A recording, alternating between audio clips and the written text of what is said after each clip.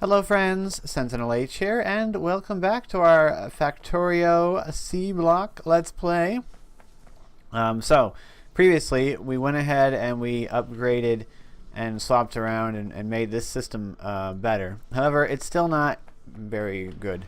So the issue that we have, well, there's a couple of issues. Primary one is we don't have enough carbon dioxide. So because we're so low on carbon dioxide all the time, these are not running like they should be running.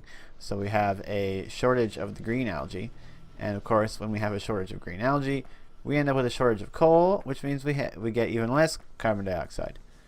So it seems to me that the carbon, perhaps, liquefier is basically just eating too much of our CO2.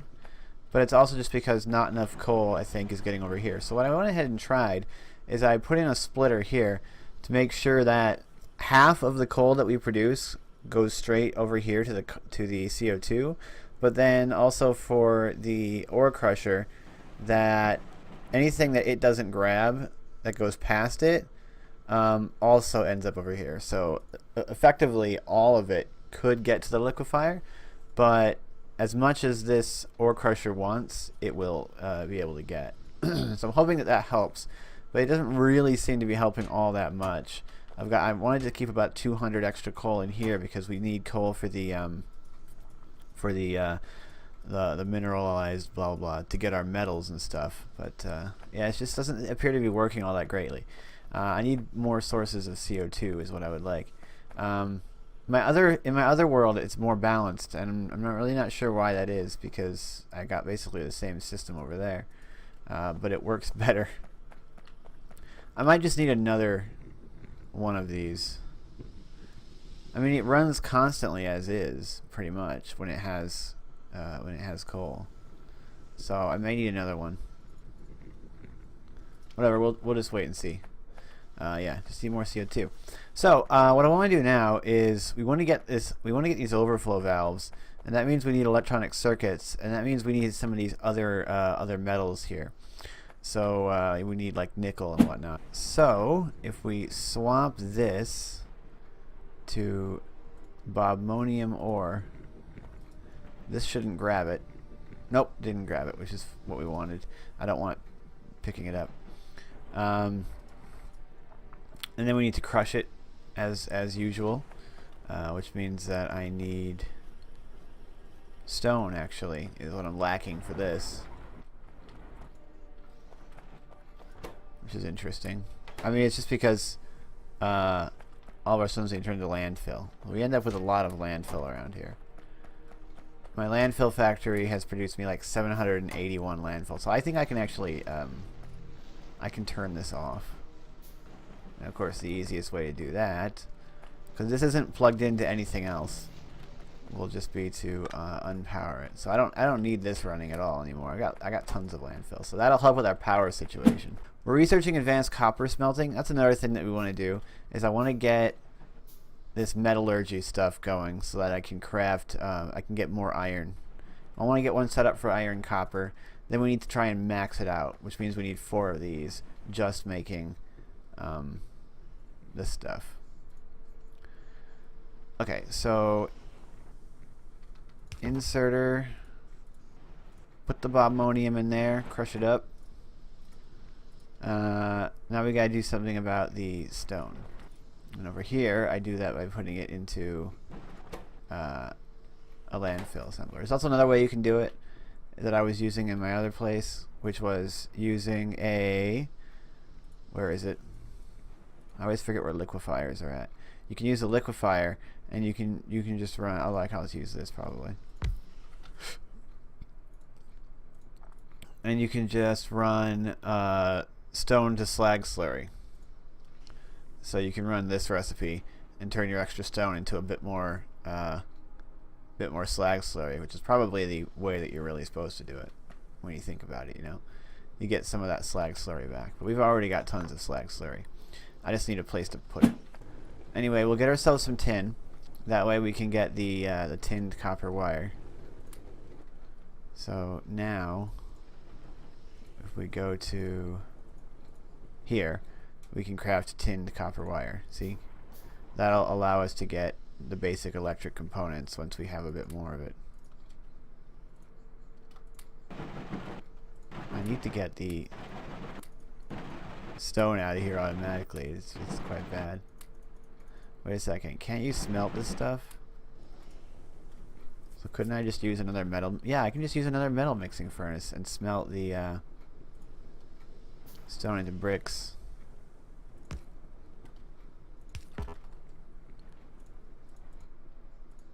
Nope. You cannot smelt the basic stone. It has to be assembled into something else, into the standard stone. Alright, so we have some tin plate. Yeah, you can't craft basic electrical components in your hand. You have to use either an assembling machine or an electronics assembly machine. They both do the same thing, just that the electronics assembly machine is smaller. That's literally the only difference. Okay, so once I get a decent amount of tin, we need to go and get rubyite, I think, is what I need to use. Plenty of bobmonium. That'll last us for a while. We'll finish processing all of it. There we go. We're gonna get our first solder plates. Boom, solder plates. Now a whole new world is open. We need steel in order to get the filtration unit. And then I also need fast inserters. But I think the most pressing matter at the moment is the filtration unit. So I'm going to place this other filtration unit over here so we can use the same assembler. So in order to do that, we need steel. Quite simple, of course. All we have to do is throw iron in here. Alright, so advanced copper smelting is finished. So we'll be able to set up a metallurgy setup for iron and copper, the two most, necessary ones. And I'm really not sure what the best thing to research next is. Probably, honestly, automation too. There's a lot of other stuff. The advanced tin smelting, water bore, which has a pump, which I don't know. Is this an inline pipe pump? Because that would actually be quite useful. I'm not sure what water boring is. Nitrogen processing, which we don't need yet because we don't need ceramics. We obviously can't get this, and there's nothing I can do with nitrogen yet. We do need to get at some point this resin thing or something. Let's get washing. It's really cheap. Something we also require. Wow, this is going to take forever. So this will go there. And that will supply the mineral, a slag slurry. Now we just need to supply the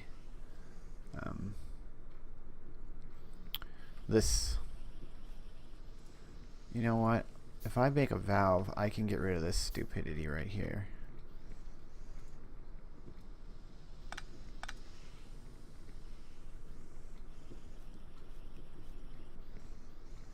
Where's that purified water come from?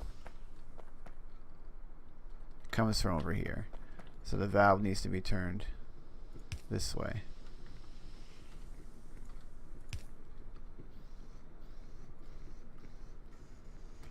Okay. And then we'll just run that down there. I need to plug this in over here because we're just gonna get rid of it. So that can go there. And then this needs to go over here. That means moving this, getting rid of this lamp. I've already got some of these iron underground, so let's do that. And boom.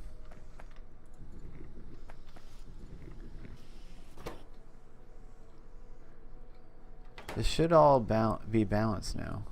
It shouldn't be a problem. Each of these can only hold 2.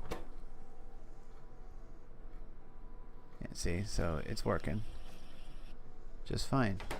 I don't think it'll ever get clogged. And now we have twice as much mineral sludge production.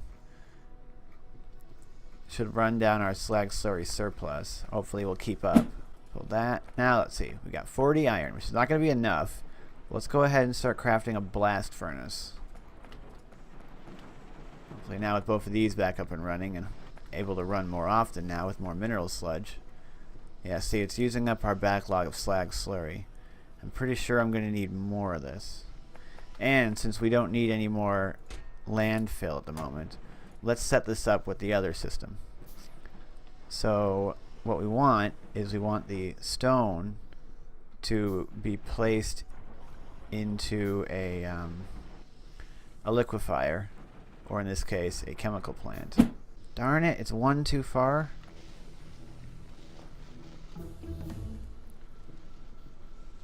Well, let's move this.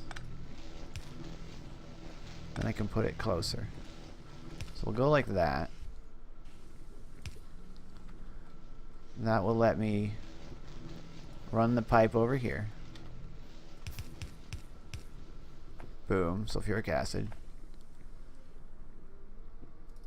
Grab some more pipe. Run it over here.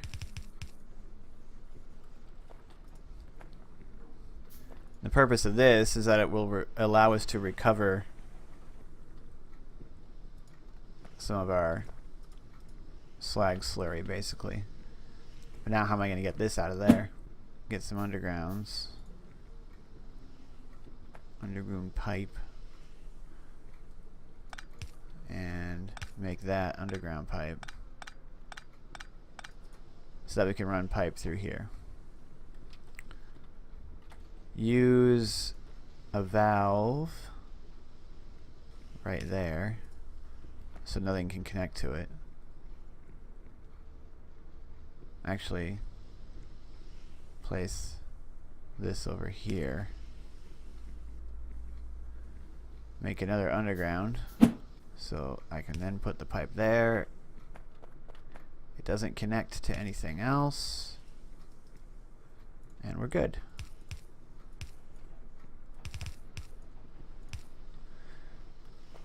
So now instead of making landfill, our excess stone is being turned back into slag slurry. You know, this recipe with crushed stone isn't as good as the recipes with slag, because it takes a lot more crushed stone than the equivalent amount of slag. But it is a good way to get some slag slurry back, because it does look like we've run through it all. We're not producing enough, and that's because we're not quite producing enough slag over here. So the way that this system works, see, if we look at this, the ore sorting machine, it's obviously going to produce 2 iron ore. This takes 4 iron ore and gives us 3 plates. Alright, so we get 3 plates for 4 iron ore. What the metallurgical system does is it lets you get more. I think it lets you go 4 for 4. So we're getting the extra 1 plate back, I think, is how that works. I might be wrong, but I think that's how it works.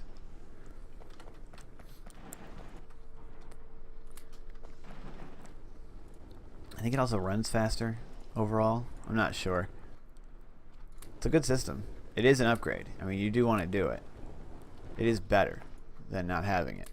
That's why it takes a lot of extra machines. So this we're gonna have to change the way that we do all this stuff.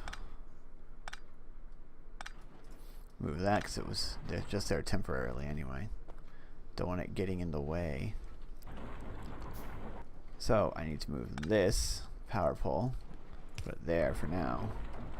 And the blast furnace I want to place right up against the right up against the sorting machine, because just like normal, I want to have the inserters on a diagonal. That way, well, on an angle, so that it turns the corner. We want to set this to iron ingots, so it will take in 24 iron ore and give us 24 iron ingots. Okay, so that's 1 to 1. We'll throw the carbon in there. The carbon fuel lasts a really long time in these blast furnaces, longer than this. So these are really efficient on fuel as well. However, you can't just use ingots. You need to turn it into plates. And in order to do that, you need the induction furnace. So the induction furnace takes your iron ingots and melts it down into molten iron. Pick up position right there. And you need power for that. Then you need to put that molten iron into the casting machine, and you can just pipe it straight in like that. Let's move this pole so we can power both. And in here is where it turns it into plates. So you get 4 iron plates for 40 molten iron. Right? So you get 1 plate per 10 molten iron. The induction furnace produces 120 from 12 iron ingots. So you get 240 for an entire load of ingots. So you get 240 molten iron. So you get 10 molten iron per iron ore. Okay? 10 molten iron per iron ore, and 10 molten iron is 1 iron plate. So that's 1-to-1. So it's a 1-to-1 smelting between the iron ore and the iron plates. So it's a little bit better. Now I just need to get it into where it needs to go. It's because of the way I have it set up. The easiest way to do that. Get rid of this. Get rid of that. Get rid of that. And we're going to use the induction smelter now for all of our smelting needs.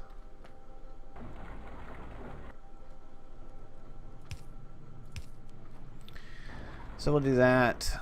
That way I can do the pickup position on the corner, and for this we want to do the drop position on this side.